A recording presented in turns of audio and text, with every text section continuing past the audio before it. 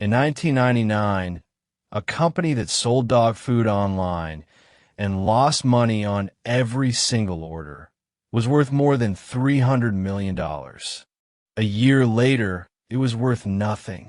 This is the story of the dot-com bubble. The moment the world decided the internet would change everything and forgot to ask whether any of these companies could actually make money.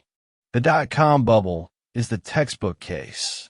The story here was simple and honestly correct. The internet was going to reshape commerce, media, and communication. The mistake wasn't believing the internet mattered.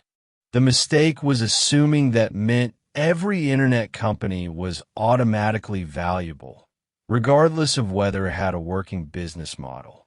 1995 Netscape goes public. A company barely a year old closes its first trading day worth over $2 billion. Investors get their first taste of internet-sized returns. Interest rates are low, capital is cheap, and venture money floods into anything with .com in the name. The year's mantra, get big fast. Growth and user numbers matter more than profit, sometimes more than having a product that made sense at all. New metrics appear to justify sky-high valuations that traditional numbers couldn't explain: page views, eyeballs, clicks. Because if you can't justify a price with revenue, you invent a number that can. IPOs happen at a record pace. Some companies go public within months of being founded, with no history of earnings to evaluate. Fear of missing out friends, coworkers, even taxi drivers are making money in tech stocks.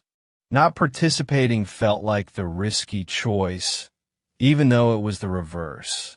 Hurting when a respected analyst or fund manager bought in.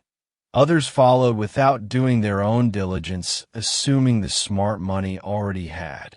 Story over scrutiny, a pitch about changing the world, was more persuasive than a boring spreadsheet showing the company was burning cash.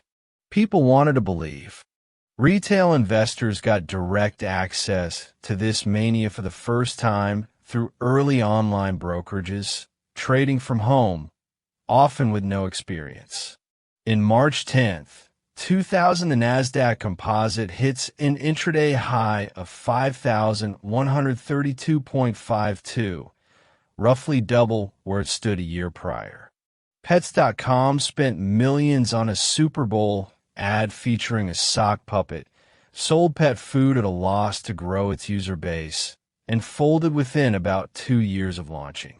Webvan, an online grocery delivery company that burned through over $800 million before shutting down. TheGlobe.com, its stock rose 606% on day one of trading in 1998, a record at the time for a company with no path to profit.